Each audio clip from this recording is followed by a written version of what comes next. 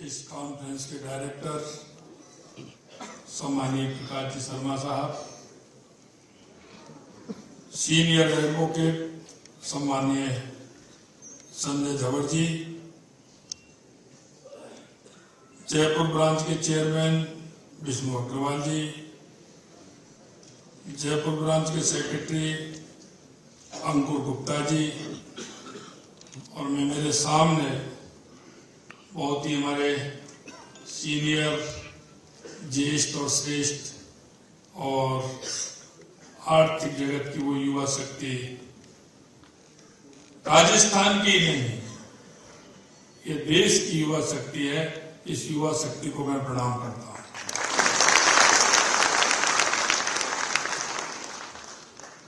यह देश दुनिया से 2 दिवसीय राष्ट्रीय कॉन्फ्रेंस बेदा में पधारे सीएम महानुभावों को नववर्ष, लोहड़ी और मकर संक्रांति की हार्दिक शुभकामनाएं देता हूं। और अभी हाल में सीए परीक्षा में पास हुए सभी युवाओं और विशेष रूप से राजस्थान से इस परीक्षा में प्रथम स्थान प्राप्त करने वाले भाई मधुर जैन, तीसरा स्थान प्राप्त करने वाले टीकेंद्र कुमार सिंगल जी, ऋषि मल्होत्रा जी, और मेरिट में स्थान प्राप्त करने वाले विनय मक्कानी जी, मानसी गुप्ता जी, तुषार जैन जी को भी मैं बहुत बहुत बधाई देता हूं। मैंने देखा है जब भी सीए का परिणाम आता है, मैं निश्चित रूप से आपको बहुत बहुत बधाई देना चाहता हूं कि राजस्थान में 2, 3, 4, 5 की संख्या और भी ज्यादा मेरिट की आती है। उसके लिए भी मैं आपको बहुत बहुत शुभकामनाएं देता हूं। Institute of chartered accountant of India chartered accountancy को नियम अनुरूप चलाने की दिशा में बेहद अहम जिम्मेदारी का निर्वहन आप कर रहे हैं। ये गौरव की बात है कि आईसीआई 11.50 लाख से अधिक सदस्यों और छात्रों के साथ दुनिया में चार्टर्ड अकाउंट का सबसे बड़ा पेशेवर ये निकाय है। भारत में करीब 4 लाख और राजस्थान में करीब 30,000 सीए देश के काम में लगे हुए हैं। जीवन में धन की महत्वपूर्ण भूमिका और अर्थव्यवस्था को गति और दिशा देने में सीए का काम कितना अहम है, ये आप सभी जानते हैं। मेरा मानना है कि जिस तरह से डॉक्टर नागरिकों के स्वास्थ्य के लिए आवश्यक होता है, वैसे ही सीए भी देश की आर्थिक स्वास्थ्य के लिए बहुत आवश्यक है। चार्टर्ड अकाउंटेंट अपने वित्तीय ज्ञान और कौशल का उपयोग कर देश के आर्थिक विकास और स्थिरता में अपना महत्वपूर्ण योगदान देता है।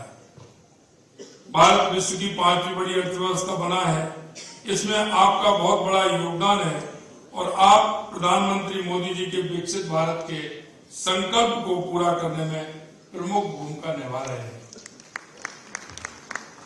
आप व्यवसाय और सरकारों को ये समझाने में मदद करते हैं,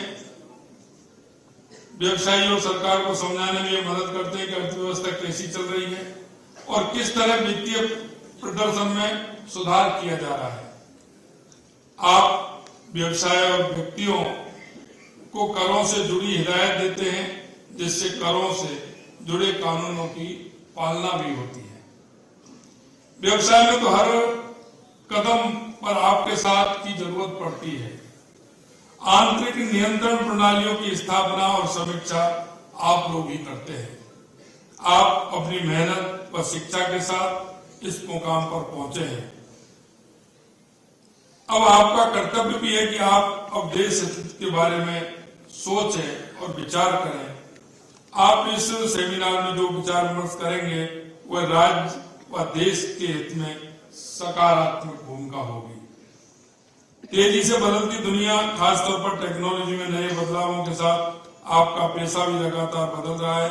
इन बदलावों से पैदा होने वाली चुनौतियों का सामना करने और अपने पेशेवर कौशल को निरंतर परिष्कार करने के लिए आपसी ज्ञान को साझा करने वाले ऐसे सम्मेलन बहुत ही उपयोगी होते हैं। सीए के पैसे को उन्नत बनाने में दुनिया के किसी भी कोने में कुछ नया और महत्वपूर्ण हो रहा है, वो ऐसे मंचों से पूरे सीए की बिरादरी में पहुंचाया जा सकता है। मुझे विश्वास है आप अपने कौशल और ज्ञान का उपयोग समाज को बेहतर बनाने में निरंतर करेंगे। मुझे उम्मीद है कि इस आयोजन से लेखांकन में हो रहे बदलावों को समझने में मदद मिलेगी। प्रदेश हित में वित्तीय प्रबंधन रोडमैप के संबंध में अगर आप कुछ सुझाव देना चाहें तो उनका स्वागत है। इस सम्मेलन के माध्यम से देश हित और समाज हित में नए विचारों का मंथन होगा। मैं आयोजनकर्ताओं को शुभकामनाएं देता हूं। मैं आज क्योंकि युवा दिवस है और युवा दिवस स्वामी विवेकानंद जी के बताए हुए रास्ते पर हम सभी आपको प्रेरणा देता है। मैं आपको बताना चाहता हूं कि स्वामी विवेकानंद जी ने 1893 में कहा था कि 21वीं सदी भारत की होगी। मैं विशेषकर आप सभी साथियों से कहना चाहता हूं कि जो स्वामी विवेकानंद जी ने 1893 में किया वो आपने करके दिखाया कि उठो जागो और इस देश दुनिया पर छा जाओ। 21वीं सदी भारत की होगी, क्योंकि आपने राजस्थान ही नहीं, जैसा कि मैंने आपके वक्तव्य में भी सुना है, राजस्थान के अलावा देश में और देश के अलावा इस दुनिया में अगर कहीं परचम फहराया है तो आप लोगों ने इस भारत माता का परचम फहराने का काम किया। इसके साथ साथ मैं आपसे एक और निवेदन मैं करना चाहता हूं, क्योंकि आपको बहुत अनुभव है। मैं देख रहा हूं पुराने सीए साहब मेरे सामने बैठे हैं, काफी लोगों को मैं नाम से भी जानता हूं। युवा पीढ़ी हमारी आगे काम करने के लिए आ रही है। मेरा आपसे इतना निवेदन है, आपके अनुभव के हिसाब से नए नए इनोवेशन राजस्थान क्या कर सकता है, मैं आप सभी को आमंत्रित करता हूं कि नए नए इनोवेशन के लिए हम राजस्थान में ऐसा कौन सा अच्छा काम कर सकते हैं जिससे कि हमारी राजस्थान की अर्थव्यवस्था मजबूत हो, और राजस्थान की अर्थव्यवस्था मजबूत होगी तो निश्चित रूप से देश की अर्थव्यवस्था भी मजबूत होगी। माननीय हमारे यशस्वी प्रधानमंत्री नरेंद्र मोदी जी कहते हैं कि जरूरी नहीं है कोई भी व्यक्ति को इतना बड़ा ज्ञान हो, सारे ज्ञानों से वो परिपूर्ण हो, अच्छा ज्ञान कोई भी दे सकता है।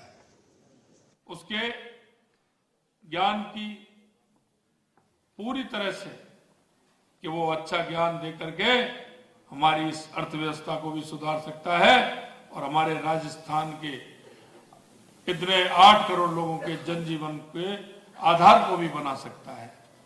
मैं आप सभी लोगों को इस मौके पर बहुत बहुत धन्यवाद भी देना चाहता हूं। और मित्रों, ये युवा है, मुझे बड़ी खुशी हुई कि राजस्थान से मैंने प्रथम आने वाले को बधाई भी दी कि आप जिस बेड़े में हो वो देश की अर्थव्यवस्था को तो सुधारेगा, लेकिन जो हम कहते हैं कि हमारी पूंजी, जैसे राजा के बारे में कहते हैं कि जब कर लगते थे तो ऐसे लगता है जैसे मधुमक्खी किसी फूल से शहद चुनती है। कोई माली अपनी बगिया से एक एक फूल को चुनता है जिससे उस पर भी अंतर नहीं आए और राजकोष भी चले। आप उस निर्माण को निश्चित रूप से आगे बढ़ाने में सहयोग करेंगे और राजस्थान को ही नहीं, इस देश की अर्थव्यवस्था को मजबूत बनाने का काम करेंगे। आपके इस 2 दिन की सेमिनार में निश्चित रूप से राजस्थान को ही नहीं, पूरे देश को फायदा होने वाला है। मैं आप सभी का एक नागरिक होने के नाते आप सभी का मैं बहुत बहुत स्वागत और अभिनंदन करता हूं, बहुत बहुत अभिनंदन करता हूं। आप सभी को बहुत बहुत धन्यवाद। और मेरे को इस कार्यक्रम में बुलाया, निश्चित रूप से मैं आपसे कुछ ना कुछ लेकर के ही जाऊंगा, क्योंकि मुझे पता है, मैंने कहा है कि आपके जो नए नए इनोवेशन है निश्चित रूप से आप देंगे और हमारी सरकार निश्चित रूप से उनको पूरी तरह से आगे राजस्थान के लिए नहीं, राजस्थान के आवाम के लिए उनको ठीक प्रकार से उपयोग मिलेगी। इस आशा और विश्वास के साथ आप सभी को बहुत बहुत धन्यवाद, सभी को नमस्कार, जय हिंद, जय भारत। बहुत बहुत धन्यवाद सर। एक बार पुनः सबसे रिक्वेस्ट करूंगा कि खड़े होकर फिर से हमारे माननीय मुख्यमंत्री जी का अभिवादन करें।